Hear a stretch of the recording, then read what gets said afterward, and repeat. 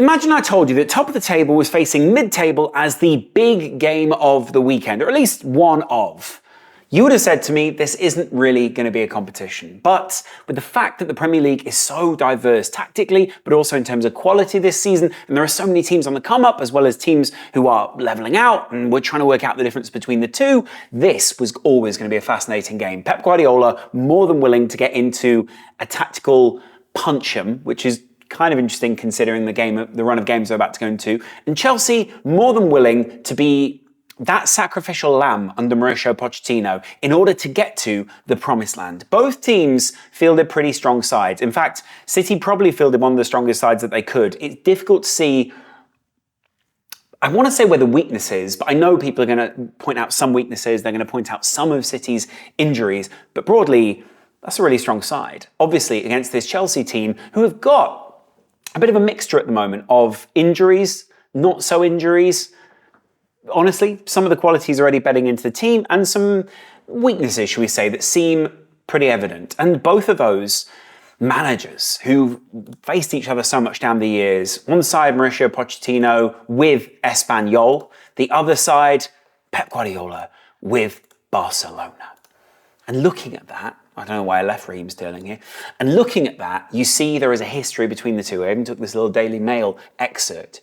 Pochettino's bad memories are plentiful. He's never faced any manager more than Guardiola. These two know each other well. 22 occasions with only 4 victories. But today, the rest of the Premier League wasn't watching and looking for a Chelsea victory, although they were also just looking to land a punch on City. This is one of those Premier League seasons where landing a punch on City is what's respected within the league. Of those he's faced at least 5 times, only Jurgen Klopp has restricted him to a lower average points per game than the 0.77 of Pep Guardiola. Well, today it was Pochettino who limited Pep Guardiola on points, and we're going to look at how he did it. The difference between Chelsea and City at this point is that down the years, City have managed to craft this narrative around their owners. They've managed to make a club identity which have meshed well with the fans. They've managed to make a cohesive vision behind one manager, Pep Guardiola. Whereas the original vision of Chelsea under Mourinho, under Abramovich, was very different. And therefore, the original vision, I want to say, under the new ownership of Todd Boehly was also quite different. He's had a lot of rebuilding to do, which is similar to what Man City had to do when they first came in with the new ownership, right? So it's natural that they're going to need a little bit of time. But this is Poch working his magic. Let him cook, as some of the basic people on Twitter would say.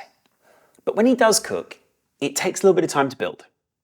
And sometimes that's down to even as micro moment as 2 halves, 2 moments, 2 whatever. And we're looking here at the difference between the two sides in the first half. City almost warranting 2 goals, but really warranting 1.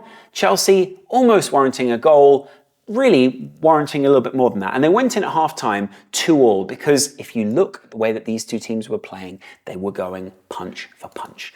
Look how progressed City are. This is just a heat map for this is the average position, for the first half. Look how progressed Alvarez is. Look how progressed Haaland is. Look how progressed Doku is. Look where Foden is. This is basically, at this point, a 2-4-4 or a 4-2-4, depending on how you want to say it. But really, a lot of these guys are looking at the roles that they're playing. We'll go into those in just a second.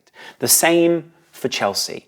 And what's interesting about Chelsea is Poch seems to be experimenting with the depth in the squad and how we can rotate those guys. I'll talk about that again in a second, all right?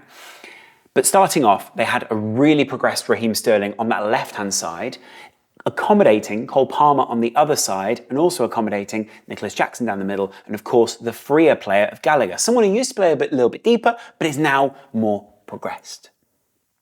In this system, what they managed to do in that first half was get down City's wings and get in behind, go at basically Akanji, but on the other side, try and exploit the space that was behind Kyle Walker.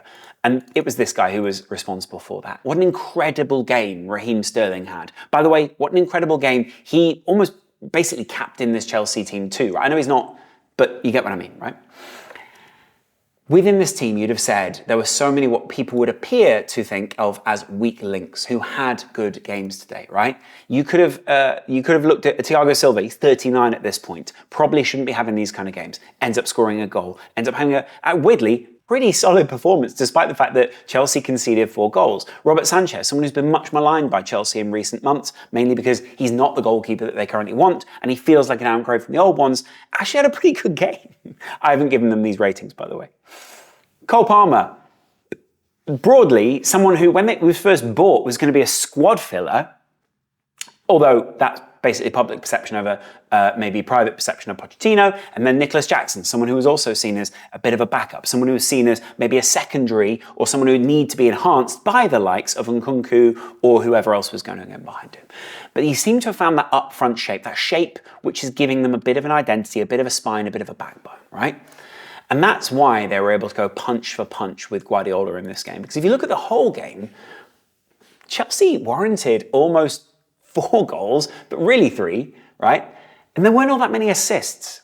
Whereas City would go in for that more of that team. Now, I'm not going to say that one team played better as a team than the other. I think Chelsea broadly looked pretty good when it came down to, they actually scored a City goal for the second goal, right? And that was through Raheem Sterling, which was even better. There seemed to be a bit of a personal edge to this game. There seemed to be something where you're kind of going, okay, what are we seeing here? Are we seeing just a tactical thing, or is this also something which feels a bit more mental? A little bit more personal than the Arsenal versus City game, which was just as tactical, just as interesting in off-the-ball actions, should we say, but even more interesting is looking at the fact that in this game, I know Chelsea are at home, so maybe they should be a little bit more confident, but in this game, Chelsea managed to limit so much of what City are actually good at, and they did that by getting players in really key positions. First of all, let's look at Conor Gallagher. Look at where he is all over the field. Literally, he is all over the field, but also look at him in terms of his average position, right? Average position-wise, he's basically at the very centre of this performance for Chelsea, alongside the 2 enabling players just behind him. You would have said actually that Enzo and Caicedo had not quiet games, but not exactly shouty games, and that was because they were kept limited by the 2 guys who were basically trying to run in behind, Bernardo Silva and then next to him, Phil Foden. Now, if you look at it, these 2 are basically 2 of the attacking midfield. You would have thought that maybe Doku was that. No, Doku is basically playing as a second striker in this game. Pep loves his wingers to get chalk on their boots, Thierry Henry style, but he also loves when Doku gets in this kind of area, cuts inside, swings it to the far post. Didn't actually get that many chances to do that in this game, but when he did, it seemed effective. It scared Chelsea, and it was scaring to see I can never say his name, so I'm just going to have to read it. Disasi. Disasi? Is he so sassy? Sass with the rats? Anyway. Look at the heat maps for this entire Chelsea team, right? Nicholas Jackson was probably the guy who touched the ball the least in the whole team. That was because he was constantly making run, constantly making space for the likes of this guy, Raheem Sterling, someone who looked to be a massive enabler in this game. Cole Palmer, someone who not only put in a great attacking performance, but also put in a great defensive performance as well. Really mature, wanted to show City what they were missing out on. Swapped blue for blue and went to a team that knew that they were going to field him, gave him minutes, gave him belief. That is exactly what Pochettino is good for. This is why Poch is the man for Chelsea in this era. This is why when you see another team letting go of a diamond like Cole Palmer, you go in and you get 40 million on him. You just go, look, we'll give you something for him and will you take it? And that's exactly what Chelsea did. I know they've bought a lot of wingers in recent years. I know that they've bought a lot of people who seem like potential. Cole Palmer's beyond potential. He's delivering in the moment now for Chelsea. Now I get it, there might be people in the near future who work out elements of this Chelsea team. That's partly why I want to focus on people like Nicholas Jackson, right? When we saw the subs come on later, and you see a Jackson possibly go off and a Broja come on, then what you see is Chelsea change the way that they play, right? You go from here with Nicholas Jackson, someone who's much more progressed down here in Broja.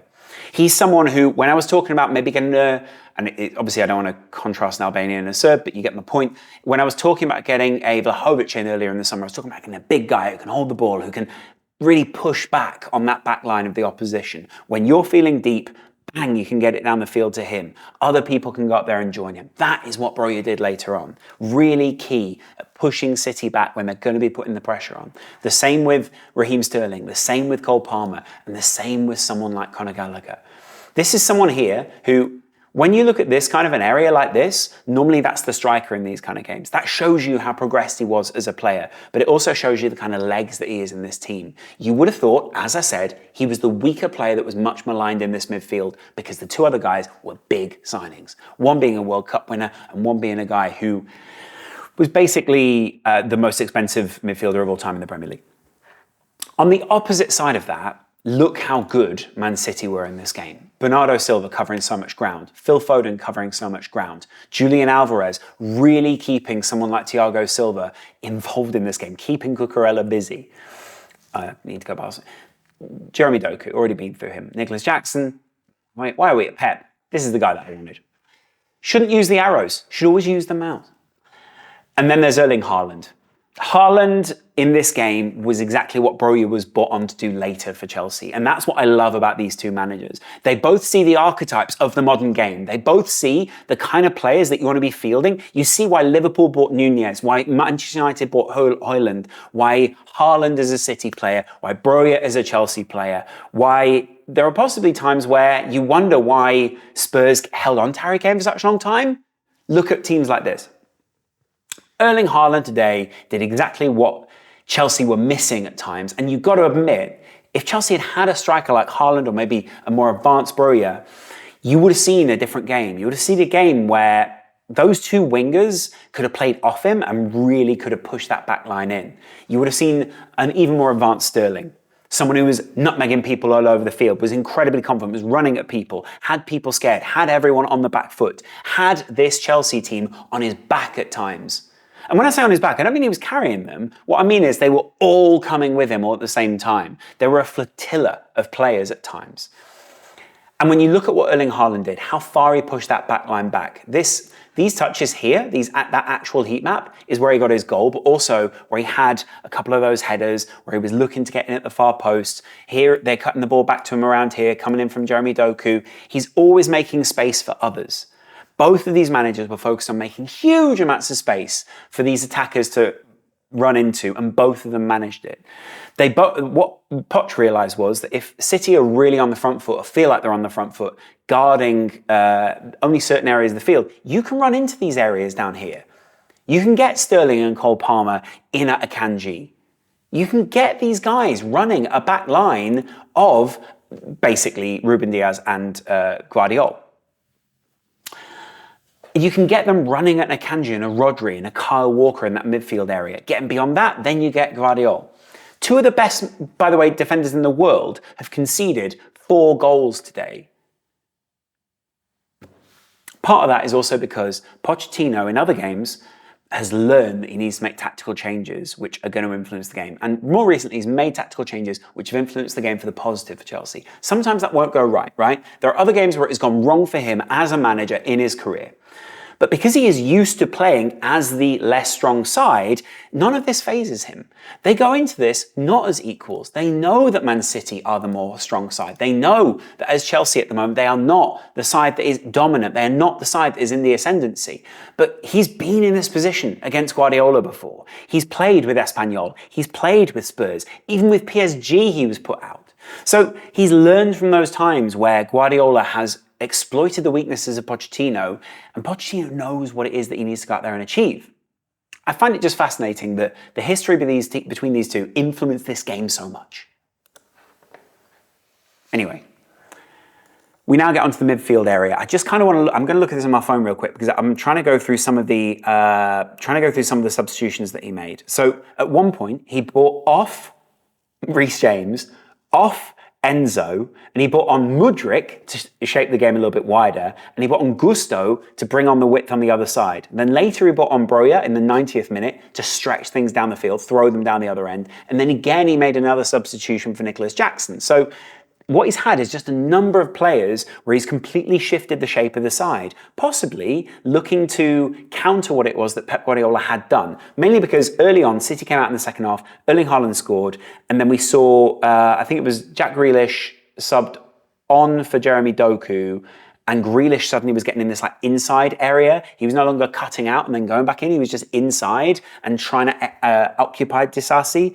That's where he brought off Reece James, because I think he realised that they needed something else in that position, and he brought on Mudryk because he realised they could exploit that Kyle Walker, Ruben Diaz, not blind spot, but gap in behind, right? They didn't want to go at Guardiola anymore. Then he brought on Kovacic for Alvarez, which was pretty interesting because that obviously then skews the team a little bit deeper in the first place. And then Rodri got that like freak goal. You got to argue at this point. There have been a lot of freak goals in City's history where, because the opposition haven't necessarily been able to keep up with the pace of the game, because they've been pulled all over the place, this was another classic Pep Guardiola moment where it's like, I've pulled you all over the place, and now there's loads of space here for my players to run into. You got to feel sorry for Thiago Silva on the other side of that, by the way. Anyway, broadly, I think this is good news for the Premier League. It has opened up the title race massively. Liverpool and Arsenal are now just 1 point behind City, right? Behind that is then Spurs, who are just 2 points behind City in the first place. And then even just behind that, I think there's like a whole other raft of teams who aren't even that far off. Like, I was looking at it earlier, there's not really that much between the Liverpools and the Uniteds or the Aston Villas of the league. Villa are 3 points off the top, although, we know Villa are very unlikely to actually win it, but, at least they're challenging for the top four. Manchester United, they're only 7 points off the top. They've had a terrible season by everyone else's standards. Newcastle, 8 points off the top. Now, obviously, if you extrapolate that out over so many games, it means that City will probably finish 24 points ahead of Newcastle, 21 points ahead of Manchester United, 5-6 points ahead of Liverpool, or 3 points ahead of Liverpool, actually, maybe 5-3-4. And similar to Arsenal, 5-6 ahead of Spurs. But these kind of games, these games show that if you get at them, if you get at City, and going into the international break, as a Liverpool fan, you go, what is it that we've got here? What is it that we can land on City? If we can go punch for punch in the same way as this, perception was that they were weak, right? Liverpool have got the equivalent of Reece James. Liverpool got the equivalent of Disasi or Thiago Silva. There are proxies for all sorts of these kind of players all over the field. I'm just interested, right? Look at this. Let me bring this up. Reece James was kind of slotting into the midfield. Nice to see. Interesting tactically. Cole Palmer, very, very deep. Love to see this midfield combination, which basically just tried to hem off everything that was going on with the two attacking midfielders. And then these two were just so confident. I just love the confidence that these two had in this game. And then Marc Cucurella, that was basically a back three. It was. It was. Oh man, I was excited, just at least for a little while, that maybe Chelsea might win it. And the chutzpah at the end, if I may use that word, of Cole Palmer was pretty impressive. To do that against your previous club, same with Sterling, it kind of shows what City has let go over the last few years and not been able to replace. I think today was an indication that City didn't manage to get every bit of business done that they wanted to do in the summer. Yes, they brought in some positive signings. Yes, they brought in some good players. Yes, they brought in the likes, they've fielded quite a few of them here, and they brought in the likes of Gvardiol and the likes of Doku, and they're able to keep hold of Bernardo Silva, and they're able to bring through other players. I know they've not necessarily got them in the side here, but you get my point, like a Kovacic and a couple of other guys. But that's because these were plan Bs, or guys who were further down the list. They wanted to bring in, they thought they were going to get Jude Bellingham. They wanted to bring in Declan Rice. They wanted to bring in a strong midfielder, and they didn't get them. Rodri might be the best central defensive midfielder in the world, but he's got a lot of minutes on his legs right now. When they didn't have him earlier in the season, they looked weak. And if, like Pochettino has found a way to negate, which he kind of has, because it is interesting to see, if you find a way to negate the opposition's midfield, like Poch did, and like he's managed to do with so many sides and so many managers down the years, you can stifle City. I know, like another day, this might finish 4-0, it might finish 4-1, but I respect the urgency. I respect what they ventured in today's game, Chelsea. And it was a fascinating and brilliant advert for the Premier League. honestly, when you look at what it means to the players, when you look at the fact they didn't just play out like a scoreless draw, which didn't even feel all that kind of passionate, this was a game where like the players genuinely put everything on the line, where the managers knew each other, where they knew intimately where the other one was going to go, what they were going to try and achieve, what weaknesses to try to exploit, and it is beautiful. This is the kind of game that you want your club to be playing in. You want your club to be playing in classic Premier League games. And this season is part of Pep Guardiola's legacy. It's part of Poch's legacy as well, but mostly Pep Guardiola's legacy.